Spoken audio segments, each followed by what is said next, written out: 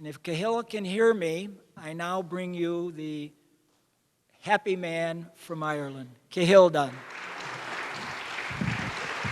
Thank you very much, Jim. Hello, everybody, and welcome to this beautiful Corpus Christi church. It's a pleasure to be in Sturgeon Bay, ladies and gentlemen. Let me just organize myself. Everybody okay? Ready to sing? Please? Okay. My name is, let's see, can we get these going? Yeah. My name, you might bring these lights down a little bit, is Cahal. Ladies and gentlemen, it's alcohol without the al. And the last, it's Irish for Charlie, actually, Cahal. And the last name is Dunne. It's Irish for brown. So my name literally, in English, is Charlie Brown. That's right. And I was often thinking, had I used that name initially, would I have gone up the ladder faster? I don't know. But this is my first time in Sturgeon Bay. I've been made very, very welcome. I appreciate it very, very much. Do you like my tux?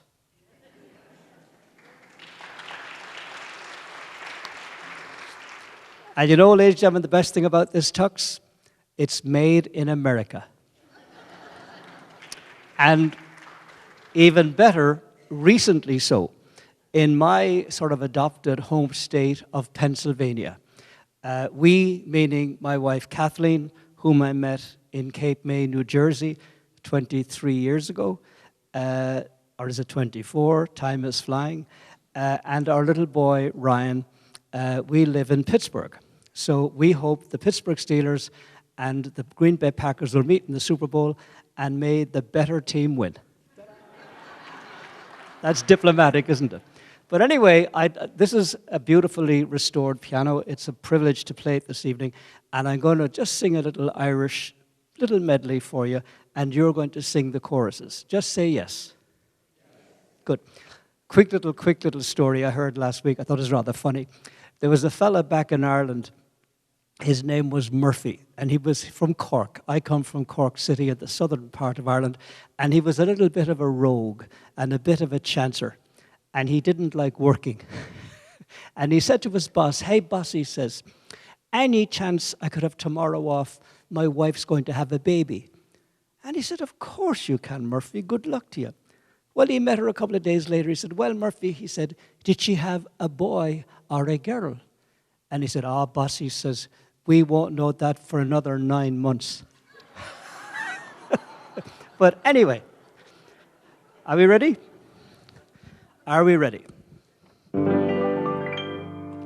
There's a tear in your eye and I'm wondering why. Sure, it never should be there at all.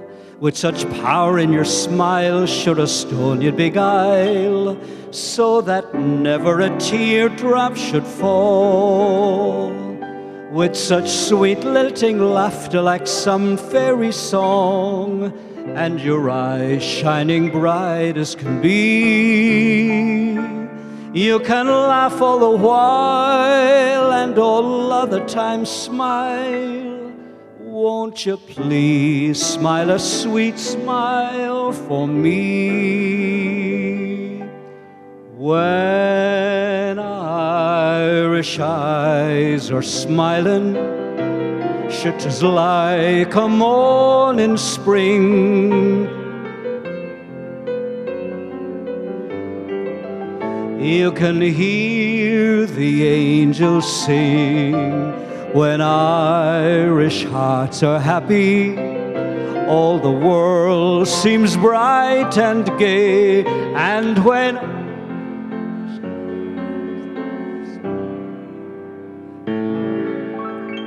sure they'll steal your away, lovely. Over in Killarney, my mother sang the song to me in tones so sweet and low. Just a simple Irish ditty in her good old Irish way. And I'd give the world if I could hear or sing the song today. Toora-lura, lura. So, Toora-lura, lura. Hush now, don't you cry. Toora-lura, lura.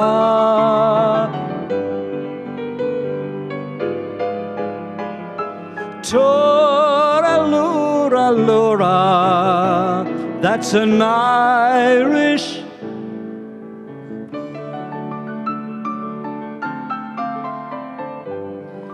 There's a spot in my heart which no Colleen may own.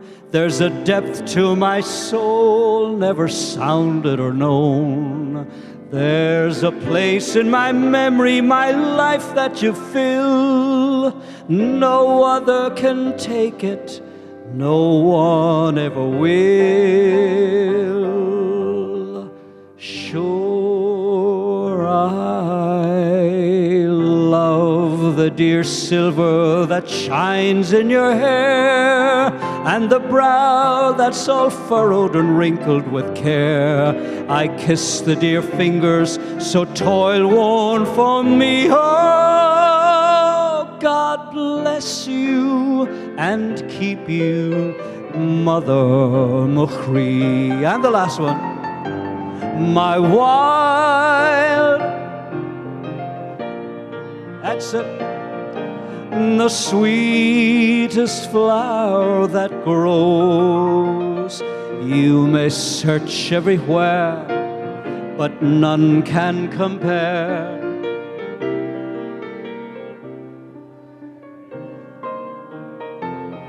My wild Irish rose, the sweetest flower that grows. And someday for my sake she may let me take the bloom from my wild Irish rose.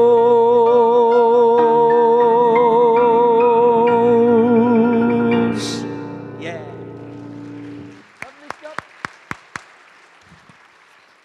This is a new song, relatively new, maybe 20 years old, from Ireland, written by a fine Irish songwriter called Phil Coulter, called Home from the Sea. It's his tribute to the brave volunteer lifeboat men that go out along the Irish, all around the Irish and the English coastline in dreadful weather. They get the Mayday call. Usually they know who's out in the little fishing boat, the trawler, and they try and go out and save them before the waves get them. And this is just a gorgeous tune. I hope you like it. And that's the start. Home, home, home from the sea. And you're in key, so please stay in key, okay? Here we go.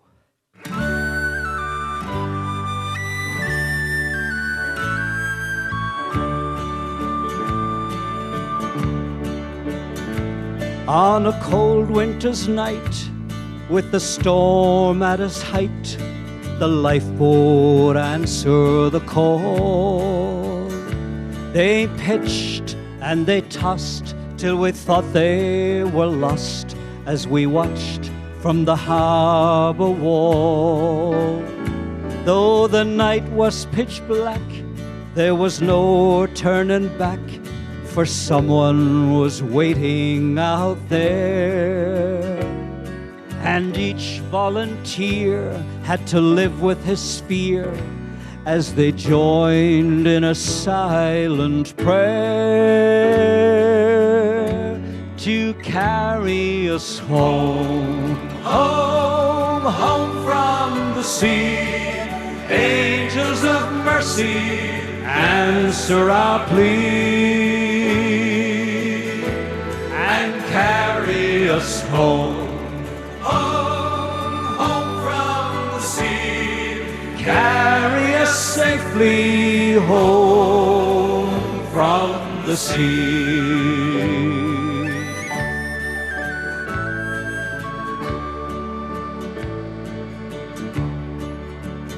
As they battled their way past the mouth of the bay. It was blowing like never before. As they gallantly fought, every one of them thought of loved ones back on the shore. Then a flicker of light, and they knew they were right. There she was on the crest of a wave. She's an old fishing boat, and she's barely afloat. Please God, there are souls we can save and carry us home. Home, home from the sea. Angels of mercy, answer our plea. Take it away.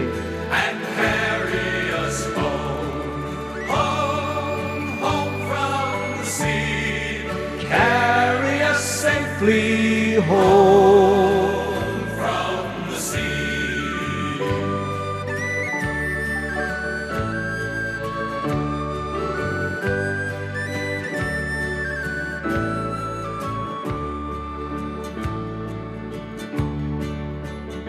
And back in the town, on the street that runs down to the sea and the harbor wall, they had gathered in pairs at the foot of the stairs to wait for the radio call. And just before dawn, when all hope was gone, came a hush and a faraway sound. 'Twas the coxswain, he roared, all survivors on board, thank God, and we're homeward bound to carry them home. Home, home from the sea. Angels of mercy, answer our plea and carry them home. Home, home from the sea. Carry them safely home from the sea. Home, home, home from the sea. Angels of mercy, answer our plea and carry us home. Home, home from the sea. Carry us safely home from the sea.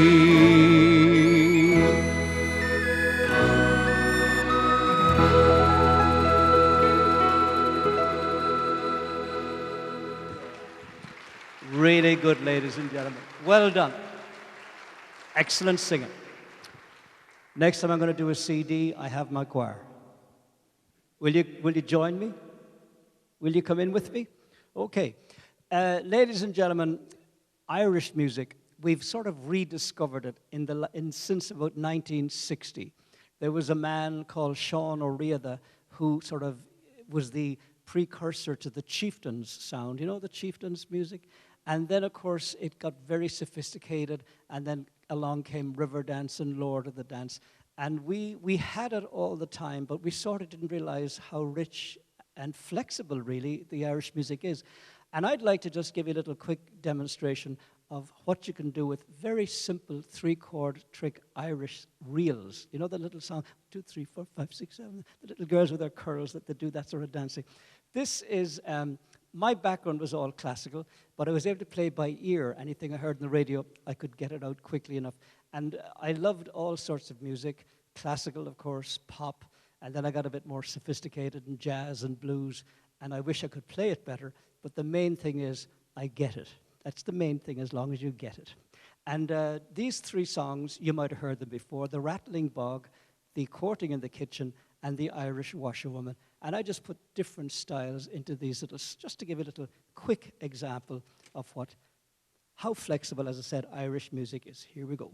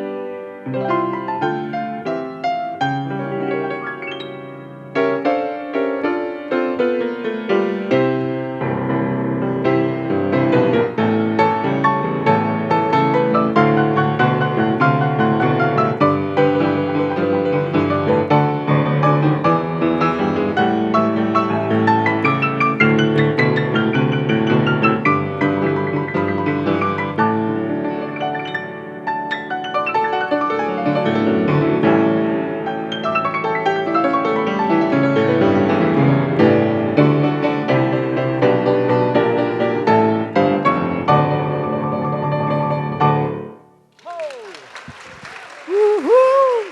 Hey, thank you. Something a little bit different. I'm not ignoring you. The piano was over there when we came in. This is a little song, ladies and gentlemen. Again, a new Irish song. It might be 40 years old. That's just a little blink in Irish time, as you know. Gorgeous tune about a couple who stayed together all their lives through thick and thin. It's called After All These Years. And this guy who wrote the song is singing about his wife and just telling her, you know, after in the autumn of their lives, how much she has meant to him, like she's the light of his life, and all the lovely words that you hear in this tune. Unlike, by the way, the couple that I knew back in Ireland that got a divorce at 93. I said, Pat, are you cracked? 93? Why now? He said, we wanted to wait until the kids were dead. Do you know what? Here we go. All right. My darling, come to me. Sit you down easily and rest a while near the soft firelight. Cold is the night, but warm is my heart with pride. Having you by my side, you're still my guiding light. After all these years, your soft assuring ways, the rock I lean on, saw me through my darkest days when all hope had gone.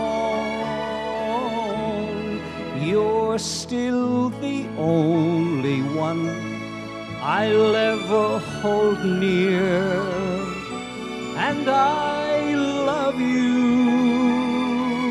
after all these years.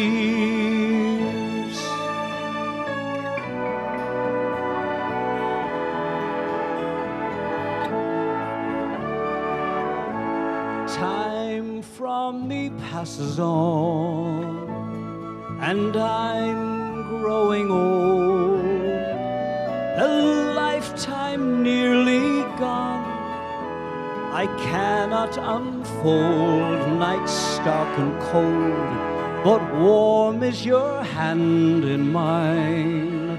Feeble with ageless time, the light of love still shines after all these years.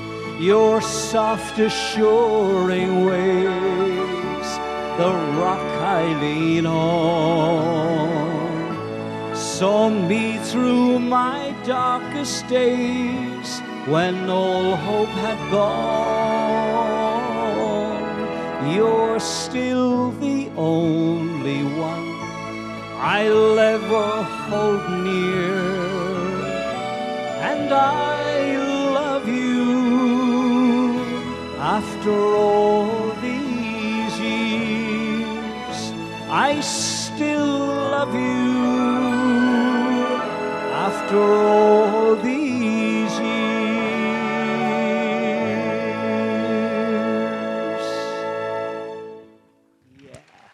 Yeah. Lovely, isn't it? Thank you, thank you. Now, I'm going to challenge you now, ladies and gentlemen. This is a little song, an Irish song called Give the Woman in the Bed More Porter. Not a quarter, porter, P-O-R-T-E-R, which of course is the black stuff, the Guinness, or where I come from further south in Ireland, Murphy's. Much better, and it's $1 cheaper here in this country.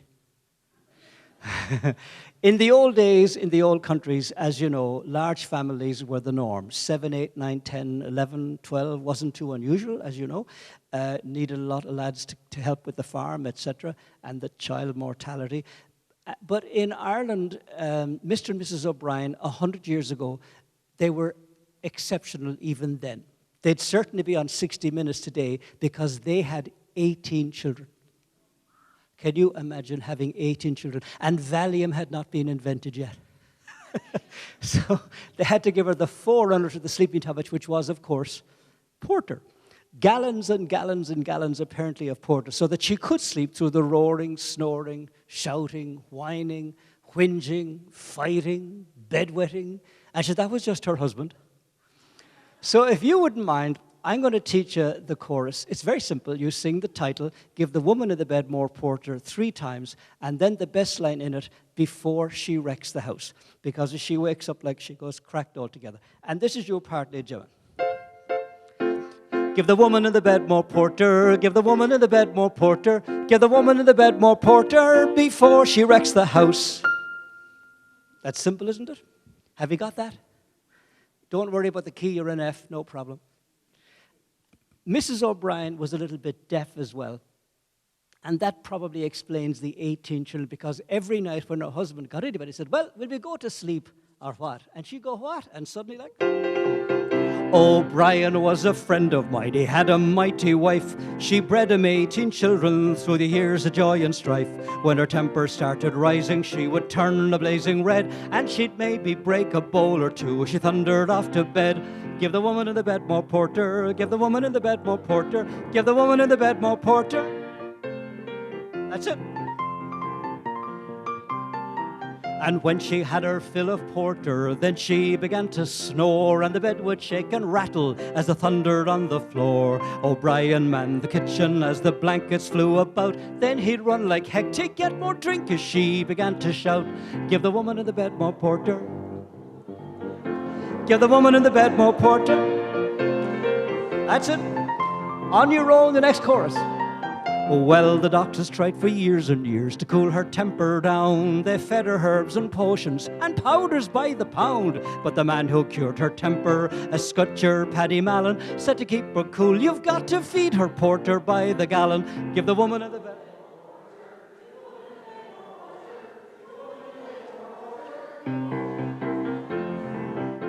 As I said, rhythm, diction, pitch, perfect. Okay, well done. And when she had her fill of porter, then she began to sing. And sometimes when she'd had her fill, she'd dance a Highland fling. When O'Brien took a drop himself, they'd join her in a song. And a happier pair you never saw, they'd sing the whole night long. Give the woman in the bed more porter, give the woman in the bed. Give the woman in the bed more porter. Ah, give the woman in the bed more porter.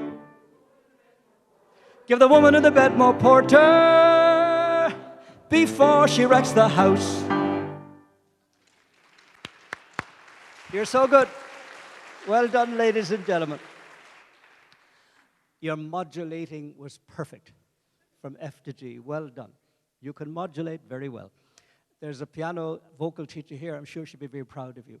As I said, about 23 years ago, I met Kathleen, and she's a lovely girl from New Jersey. We actually got a little bit of bad news about her the other day. We just found out she lost her credit card and somebody's using it.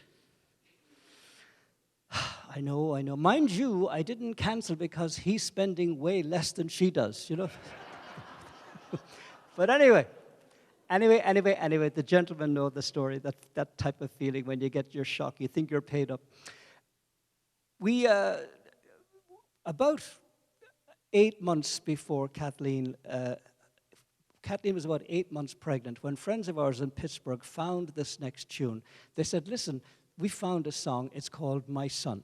And if you have a little boy, you might like to sing this in your show. And I had to listen to it, and not having had the experience, of course, I thought it was the corniest thing I've ever heard in my life. But I was at the birth a month later. I played the song. I thought it was the greatest song I ever heard in my life. It just says it all exactly as to what it's like to feel like and be a parent, you know?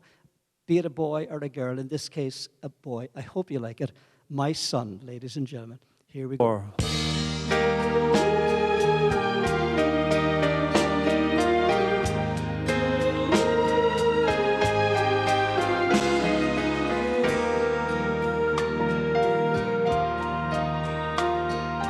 Son, you were the seed of life in me,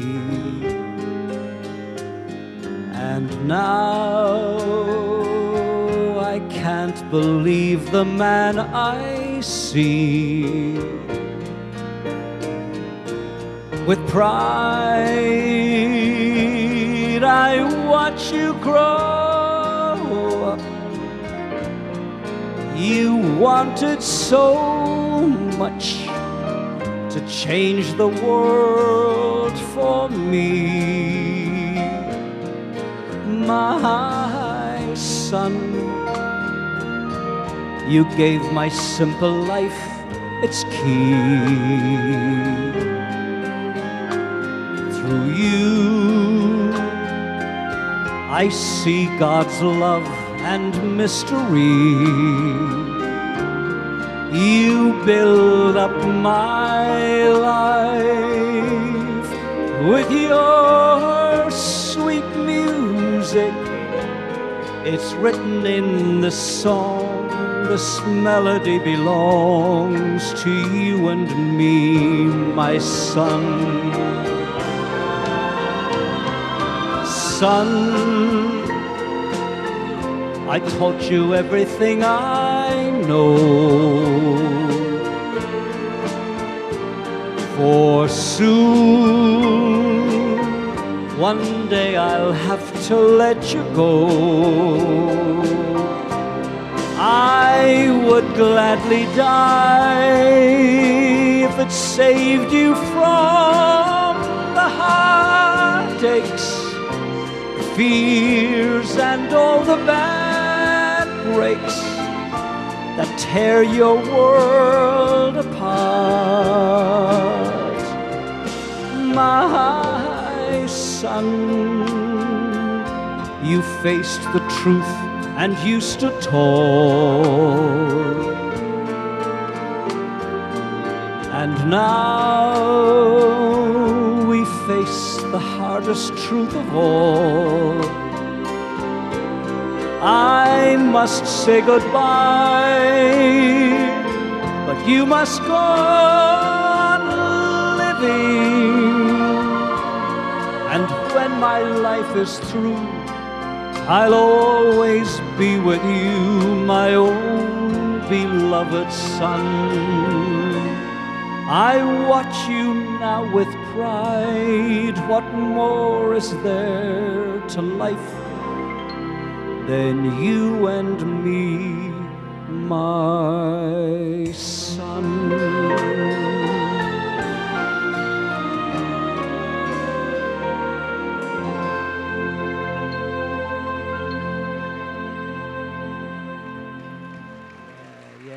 Yeah.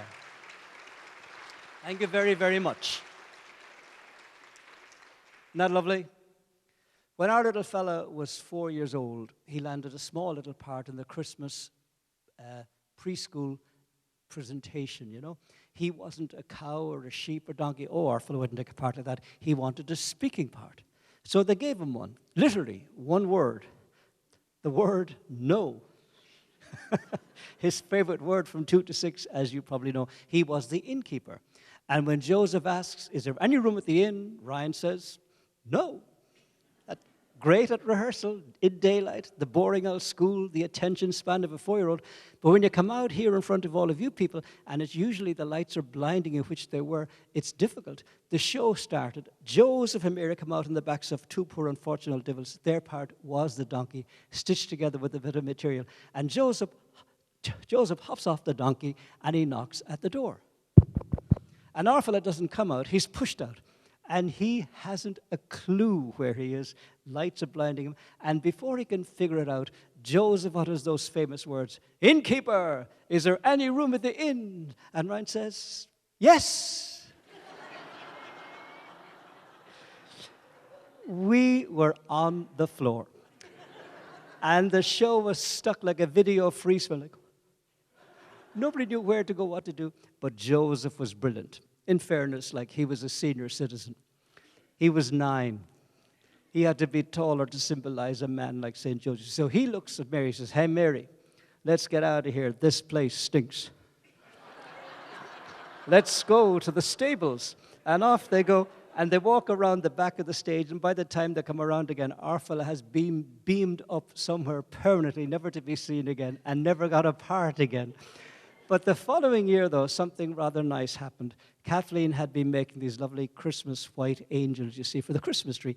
And then when it came time to put them on, she was keeping them occupied. And out of the blue, he says, "Mummy, can I have an angel for Sarah?"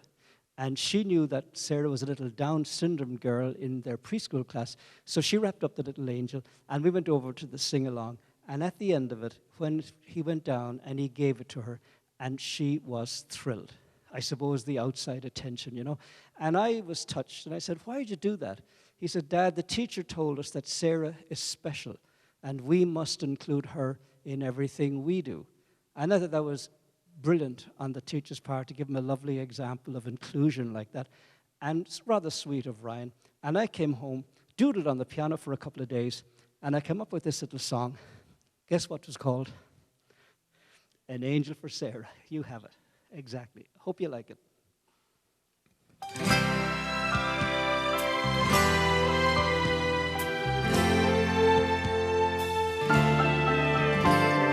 Yesterday my wife made white little angels.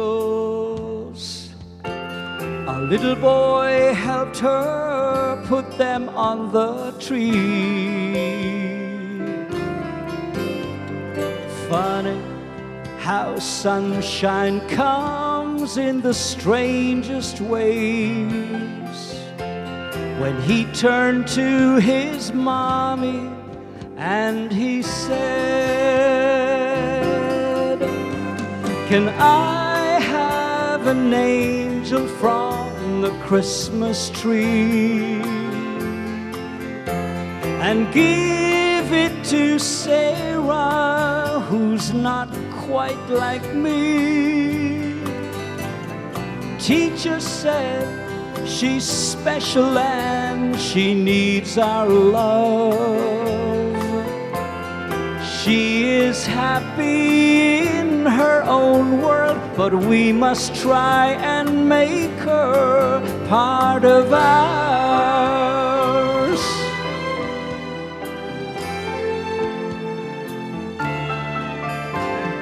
Driving to our folks through the rain and snow, and I complain it's gonna take us hours. But Daddy, if we didn't have the rain sometimes, we would never have such pretty flowers. Can I have an angel from the Christmas tree and give it to Sarah, who's not quite like me? Teacher said she's special and she needs our love. She is happy in her own world, but we must try and make her part of ours. Can I have an angel from the Christmas tree and give it to Sarah, who's not quite like me. Teacher said she's special and she needs our love. She is happy in her own world, but we must try and make her part of ours.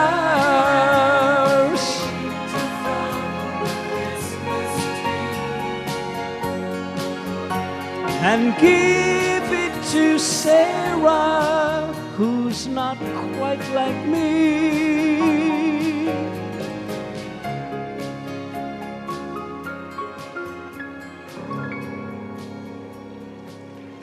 Oh yeah, thank you very, very much. Woo! All right.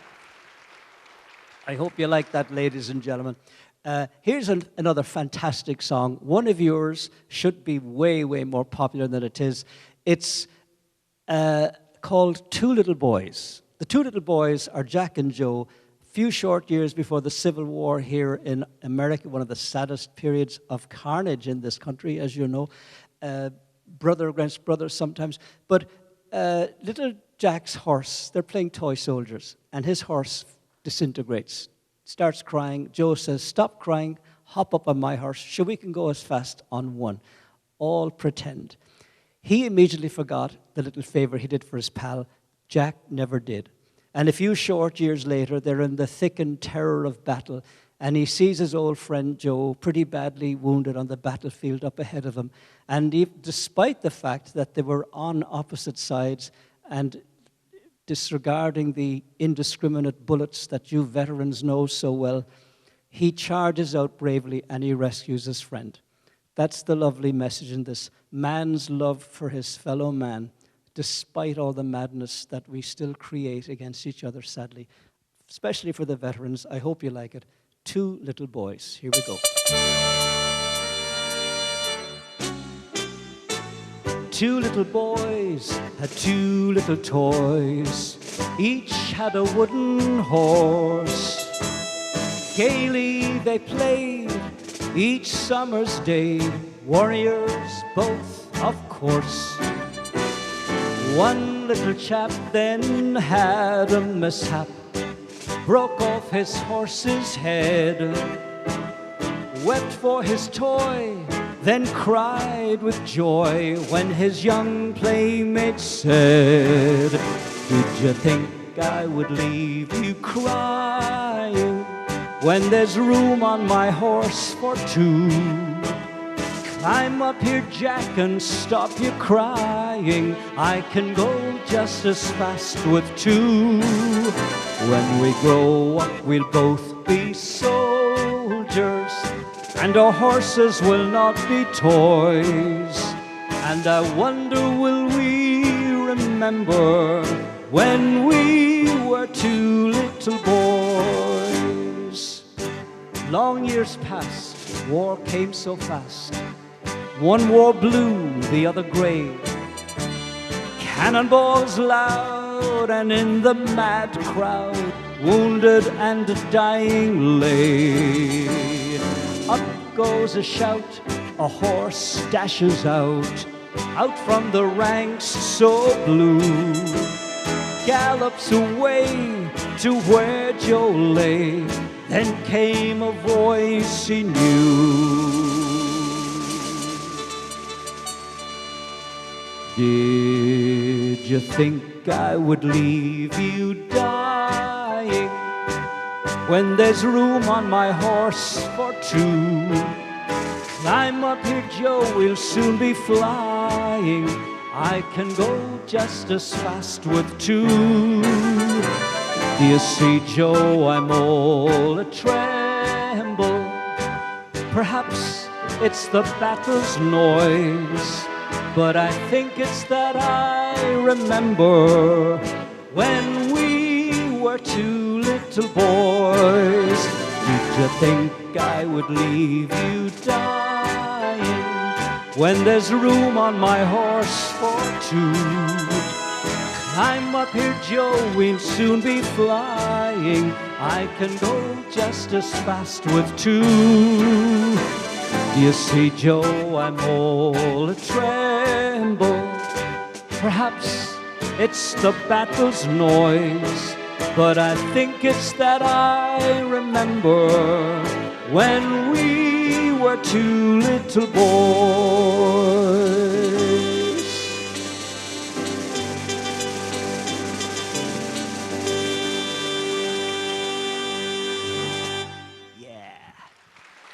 Great song for all the veterans. Thank you. Thank you very, very, very much, ladies and gentlemen. It's a smashing tune, isn't it? I love the message in that. There was this fella back in Ireland, his name was Casey, and he was in dire need of a bit of cash. So he decided to do something really stupid. He'd rob a bank. And he got the gun, put on the old mask, held up the girl, got a big bag full of money, running out the door, you know, doing very well until a very brave clerk stuck his foot out and didn't he trip him. And when he fell, the old mask fell off him. But he quickly put it up again. But he figured that fella and that fella recognized him. So he shot him. Boom, boom. And at this point, they're all terrified. And he said, "Did anybody else see me?" And Murphy put his hand up. He says, "I think my wife got a quick look." Anybody here with a bit of Norwegian in them, ladies and gentlemen? I'm sure there are. Yes, you have a bit of Norwegian. Anybody else? Little Norwegian? Well, take a bow, Jim. The next, yourself as well? Good for you. The next song, the music was written by Ralph Larson from Norway. And the words were written by an Irishman called Brendan Graham. Proud to say he's a friend of mine. I left Ireland due to the recession. He wanted to leave as well. He was married at the time, had teenage kids. I wasn't. They wouldn't budge. And so he stuck it out. But in fairness to him, he kept songwriting. And he met this gentleman at a song festival in Norway about 16 or 17 years ago. And he could see how good Brendan was with lyrics. And he says, "Listen," he says, "would you have a go at this melody? My wife thinks if somebody wrote some good words, it might have a chance." Brendan came home, and 2 weeks later, he wrote possibly one of the best songs in 20 years, "You Raise Me Up." That marvelous? And so they are now multi-millionaires, Brendan and Ralph. But sometimes we go on a little Irish tour. I'll tell you about that in a few minutes. And he comes in sometimes, and he sings a song or two for us, just for old time's sake, you know. And he said to everybody that, yeah, the money is grand. They don't have any financial problems anymore. He didn't have much before that. But he said, you wouldn't believe the hundreds and hundreds of letters we have received from all over the world thanking us for helping people through the most horrendous loss and devastating sadness that they could imagine. He said, it might sound corny, but that is my gold. And he was sincere. And I love that line, "You raise me up to more than I can be." That is inspired, isn't it? I couldn't write that in a million years, but I can sing better than he does. Don't ever tell him I said that. But anyway, I hope you like it. You raise me up, ladies and gentlemen.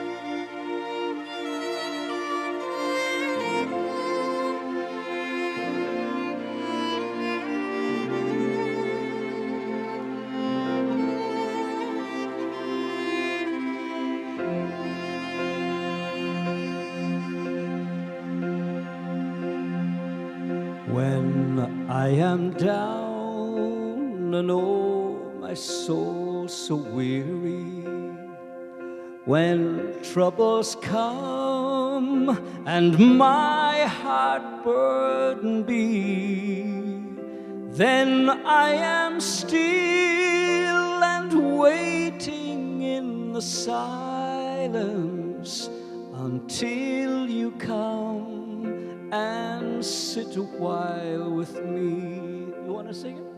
You raise me up, I can stand on mountains. You raise me up to walk on stormy seas. I am strong when I am on your shoulders. You raise me up to more than I can be.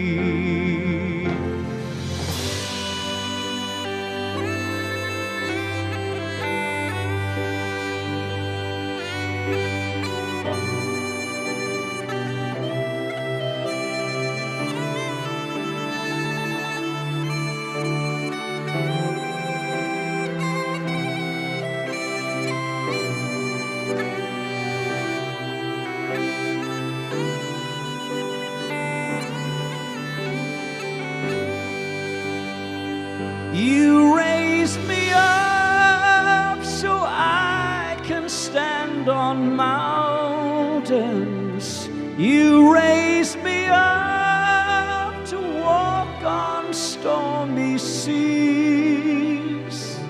And I am strong when I am on your shoulders. You raise me up to more than I can see.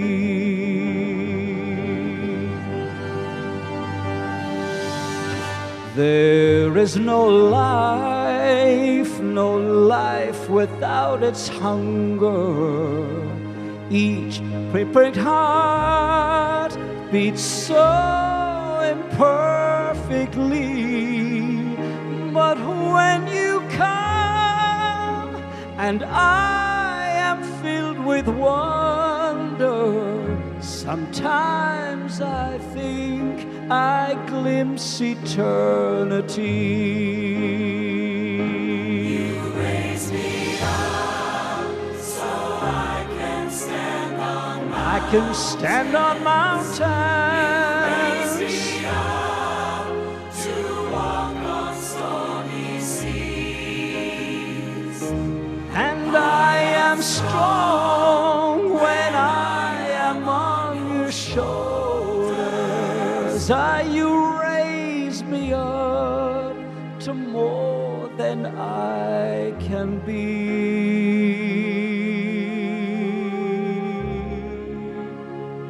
You raise me up to more than I can be.